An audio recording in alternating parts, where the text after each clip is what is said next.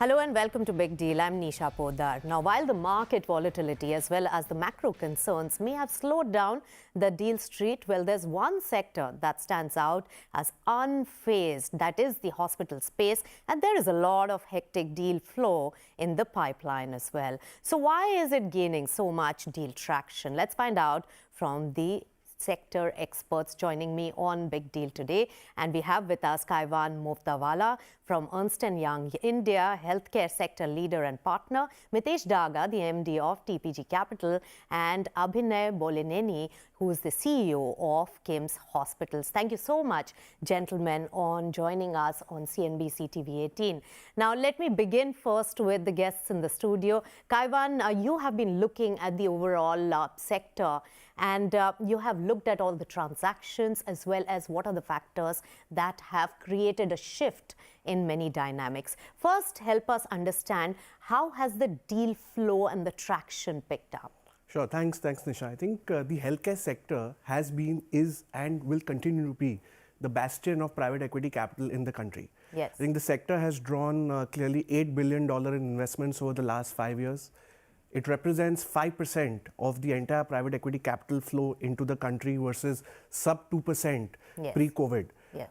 If you look at the M&A activity itself, I think last 2 years we've seen 99 deals, again double of what it was pre-COVID. And clearly the market structure, Nisha, lends itself to consolidation. So we've got 45 to 50,000 hospitals in the country today. Yes. Only 3% of them are more than 100 beds. Yes. Versus 40 to 45% in the US or China. So an average of just 20 beds per entity versus 200 beds globally. And only 2% of our hospitals are NABH accredited. So clearly this is a market structure which really is ripe for consolidation. All right, you're saying ripe for consolidation, but right now we are seeing a lot of private equity interest as well. So Mitesh, how do you see the overall setup? There are most of these, hospitals which have private equity stake already. Some of them are also bolt-on by the private equity players. And then there are some very aggressive players looking at buying out the smaller players backed by their private equity partners. So how is this all going to really manifest into bigger deals and consolidation going forward in your view? Sure, thanks Nisha. So Kaivaan touched upon the need for consolidation in the sector. Yes. Another lens that might be helpful to look at is the GDP of US compared to India is roughly 7 to 8x. But if you look at the revenues of the largest hospital network in US compared to India, take a guess what it is. It's 50x, right? So that shows the level of fragmentation we have in India and the need for consolidation, because as you have larger groups, you will find them offering better quality. They will get accredited with the quality organizations, have better career path for the talent that is involved over here, and so on. So consolidation is a big theme that is coming up in the industry. You will see consolidation first happening at ground level. Individual states, regional leaders like KIMS, we have Abhinay with us, or Sahyadri in Maharashtra. You will find them consolidating single standalone hospitals or maybe smaller chains within their catchment, within their states or neighborhood states. And then you will find larger pan-India hospital chains like a Fortis or a Manipal or a Max who will be acquiring or consolidating some of these regional setups like has happened in the case of Columbia Asia, etc. Right. So there's a lot to be done, and the regional play, and a lot of those companies are the ones which could be either consolidating or they beefing up their own position as a strong regional player. That's how we see it, but let's find out from an operator in this particular space. So Abhinay, a recent listing, not many years as a listed entity. How do you see this whole space? First of all, there have been a few additions over the last few years in the listed space, and we have seen some big transactions and a lot of private equity interest. What changed in the last few years that we are seeing so much activity in the space that you operate in? Firstly, thank you, Nisha, for having me here.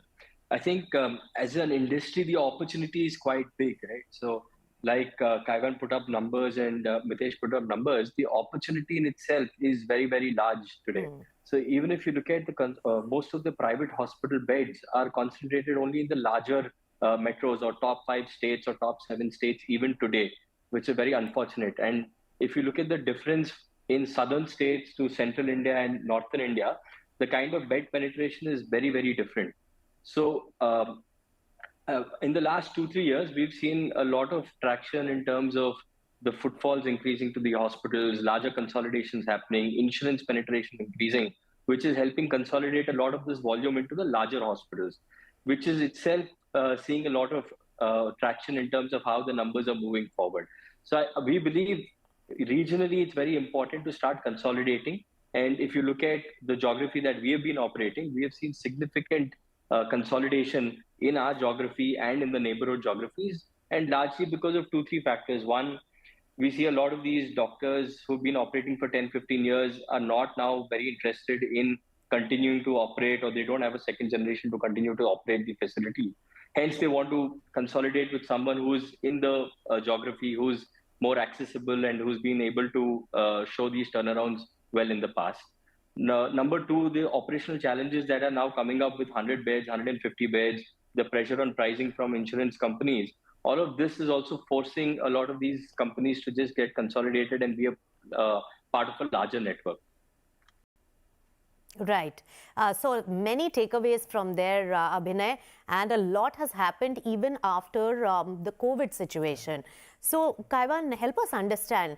Insurance is one aspect, and then post-COVID, the Indian Uber class at least, and maybe Tier 1, Tier 2, also looking at quality medical services. So how has that really developed, and is that one of the biggest reasons for investments coming in? So Nisha, I think that's an excellent question, and I think traditionally, healthcare has, the investment thesis has been on the back of some really strong secular growth drivers, right? You've got a expanding disease burden, a rising middle class, unlocking of the bottom of pyramid through the social insurance. But I think post-COVID, what we are clearly seeing is a momentum shift towards what I call private organized quality beds. And so just to share some statistics, today, even in the metros, the quality bed density per 1,000 population varies anywhere from 0.4 to 1 per 1,000 population versus 2.5 to 3.5 total bed density. Yes. Clearly, there is a 25 to 40% demand supply gap which exists for quality beds, right? And we're seeing this shift in consumer preference towards the organized, bed segment. And testimony of that is that a lot of chains have seen a 10 to 20% growth in the complex quaternary work, manifesting in a 5 to 6% improvement in their surgical mix. Yes. Now, why is this happening? And there are three very clear drivers the way I look at it, Nisha. I think one, Abhinay touched upon it, is private health insurance penetration. Yes. We were 10% coverage in 2020. It's 15% now, which means that 80 million consumers have gotten added to the insurance pool. That's a huge number. A total number of 220 million, which in itself is a phenomenal number. And the choice is then organized beds. Is organized, single rooms, services. better quality care. So that's one perceptible trend. Second, I think COVID has had a psychological impact on all of us. It's really, in some way, unleashed the fear of mortality across all age groups in their active consciousness. So there's a greater sensitivity to health. People are showing more interest, taking more initiatives, more investments in their own health and well-being. So demand is one aspect, more traction in insurance, and also I gather from some of the operators, Mitesh, and you can jump in on this, that the complexity of the services provided by some of the hospitals has improved, and therefore the margins have also improved because of the better advanced technology. Putting all this together, and given that there is some scarcity premium as well, right? How have you seen the valuation dynamics as well as re-rating for the sector, and the ask price also when you go in for investments? Sure. So the valuation in the sector, if you look at it geographically for India, hospitals continue to trade at a significant premium to what we see in some other geographies. The reason for that is the headroom for growth that we have in India. Large, well-run hospital networks like Apollo, Fortis, Max trade at around 25 times EV by EBITDA. Smaller regional well-run hospital networks would trade in the 18 to 20 times EV by EBITDA range. Right. and smaller standalone hospitals would trade in the 8 to 10 times EV by EBITDA range. Yes. And this kind of multiple has sustained over the last decade or so, and we haven't seen much re-rating downwards, unlike rest of the public market that we have seen recently. But are you seeing ask price being much higher, even though the equity markets are just so volatile, right? Depends on whether I'm buying or selling. So Well, if I'm buying, investing, the price is definitely higher. But no, so it is, Nisha, and there is scarcity of quality assets in the country. So the scarcity premium. There's a scarcity Premium, and that's what is also attracting the investors. So it works both ways. Absolutely. But Abhinay, you're in a good position, as you've heard both our experts here in the studio.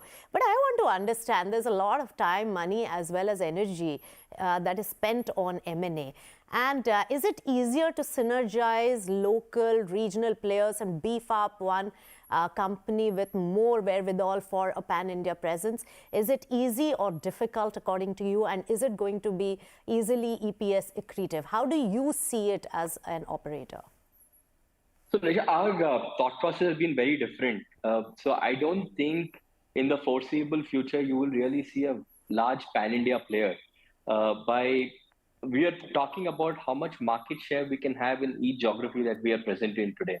So we are fortunate that in Andhra and Telangana, we have a very large market share. And our thought process is we should be able to garner larger market share in lesser markets than try to be insignificant in few of the markets that we go to just to create a pan-India player position. Because the capital required to create a pan-India position is very, very large. And I don't think any of the companies today have the kind of capital that is required to create a pan-India play. So hence we decided that I think it's more lucrative or more easy to execute a regional story than to look at a pan-India story today. And when it comes to execution, the advantages are much more because you are operating in the same geography. You can bring in synergies among the clinical specialties. You have a lot of confidence among the patient pool, the clinical talent pool. You're able to attract better talent because you already have dominance in one geography. And hence, you also have a better position to negotiate with insurance companies on pricing. You're able to bring down cost to the patient. And all of this in turn helps profitability for the hospital. So we definitely see regional play as definitely a step ahead in the future just to consolidate and move things forward. All right, Abhinay. So more regional play that you're talking about and being good at what your core competence is. But it's not just geographical divide, but it's also segment breakup in terms of the different pockets of the services that are provided by the hospital. We'll pick your brain on that and much more because it's also a heavily regulated sector. We'll talk about all that and more in the hospital space right after this short break on Big Deal. Stay tuned. Welcome back. You're watching Big Deal and we are discussing the hospital space and the hectic deal flow in this particular sector. Now, Abhinay, we were discussing the geographical play and M&A driven because of the geographies. But there is also another, segmentation that is with the services and the quality of service that is being provided. Now, what are the areas which are gaining more traction and more attractive when it comes to the M&A or investment space? And what are the areas which are growing very fast, even in terms of performance as well as demand? Yeah, so Nisha, for us, it has always been that we are a multi-speciality hospital. So we focus on all specialties equally, but we are seeing a lot of development in the oncology space, in the gastroenterology space. A lot of these medical specialties are evolving into interventional spaces and also taking away a lot of the surgical workload. So we are seeing a lot of scope of expansion in oncology and a lot of these medical specialties taking up active intervention role moving forward. All right. So that's also one of the important leads. Mitesh, do you think that it's also specialty-based investment as well as consolidation, which is also taking place? How are you seeing the deal flow trend going from here? So there are three mega trends, Nisha, that we are looking at. So one is the rise of consumerism in healthcare. Everyone is now using Dr. Google. You have a cough, you have a lot of phlegm, Google will tell you you probably have lung cancer. So that's one mega trend where consumers are coming armed with information to the doctor. Second is digital transformation. Yes. As it stands today, Apple Watch outsells the entire Swiss watch industry. Wow. Right, so that's the amount of data we are all carrying now with us. Yes. And third, which we alluded to earlier, is the rise of insurance in this industry, which is leading to more volumes, but also a lot more complex clinical work. Yes. And the way that will pan out, as we're now seeing in the developed world, in the US, is it will lead to value-based care, where insurance companies will pay the hospitals not for keeping the patients inside the hospital, but for keeping them outside the hospital. How does all of this combine and get into deal activity? One, you will see larger hospitals getting funded. You will see platforms getting built, which can combine all of these changes and be ready to serve the patient, not just inside the hospital, but outside the hospital, and in a connected way through the entire patient journey while they're sitting at home, coming to hospital, and so on. Right. So that's a big mega trend. That's where the deal flow will happen. You will see deal flow happening towards these platforms. Yes. The second aspect is the public market. So public market today, hospitals are underrepresented, right? So as a percentage of size of the industry, which is about $60 billion, the total combined market cap of all the hospital companies is about $23 billion, so about 40%. If you look at the same statistic for the pharma industry, that's about 300% compared to the 40%. So there's a lot more action to come in the public market. Yes. You can count on Abhinay growing his market share a lot, and you can count on a lot more companies getting listed in the hospital space. Right, but Abhinay, I have to ask you one question while you're sitting in the hot seat. And yes, this is a great sector to be in. But, regulatory aspect has been the hot topic of discussion for a very long time. So how do you really strike the balance between the government regulations on pricing and, on the other hand, also performance for creating that stakeholder value? You're a listed entity. Right. So on the regulatory side, there are two things that are happening. One is, what happened 5-6 years ago was some price control on stents. But if you look at the follow-up action after that, the government has always been discussing with private players to understand how they can lower the price for the end consumer. So I don't see that as a big risk at this point in time, because there's always been bilateral dialogue. People, they're more encouraging, they're more talking to us and understanding how we can solve the problem mutually and keep it very transparent. So I don't see that as a big issue, how it was showcased 5-7 years ago when the stent fiasco happened. But the other good thing that has happened, which is driving demand up and which you will see a lot of traction in the future, is the whole Ayushman Bharat scheme. I think given the way it is designed and the way it's being executed, as and when more and more hospitals start coming up in tier 2, tier 3, either through private investments or through PPP models, you will see a lot of traction in increasing the overall supply, overall volume of utilization of the scheme moving forward. So I think that's one very good initiative by the government. Yes, very well pointed out. And Kaivaan, this is the segment which is going to give maximum traction to the sector going forward. Yeah, I think we as a country probably have entered an era, a glorious era, where mass healthcare should be made available for all. And while the government continues to strengthen the public health infrastructure, it is clear that the private sector will continue to be the bedrock for high-end care, particularly tertiary and quaternary care. And the sector is clearly tailoring their model for inclusion. Yes. And what I see is that the real transformation that we'll see in the sector is contingent on scalable, value-based models coming up. And just to give you a few examples, the way Sahyadri has dominated Pune through its workhorse model, you look at HCG, they've got market leadership in 11 non-metros and taking cancer care to the last mile. Yes. Kaveri started with in Trichy and has become a dominant South India player. Apollo is present in 15 cities. So I see all of them either as consolidators in their own spaces or being consolidated by some of the bigger players. So Mitesh, finally, putting all the things together as an investor, how do you view it? Because in terms of risk and reward ratio and assessment, because for most of the foreign players, any sector which is heavily regulated by the government has always been a risky affair. Sure. So we see a demand for capital in this sector. If you add up the numbers, we need at least $80 to $100 billion to generate enough quality capacity in the country, which means there's a need for investment. Yes. Valuations are quite full in the sector, which becomes a deterrent. it's also a very capital intensive sector, so has very long gestation to generate returns. Yes. And for that reason and the added regulatory complexity, Yes. sector has been lightly regulated in the past, but increasingly getting more attention from the government for the right reasons, but it creates uncertainty for a new investor like us coming in, which makes the returns moderate in the sector. I would not say they are very high, but on the other hand, it's also a lower risk sector. Yes.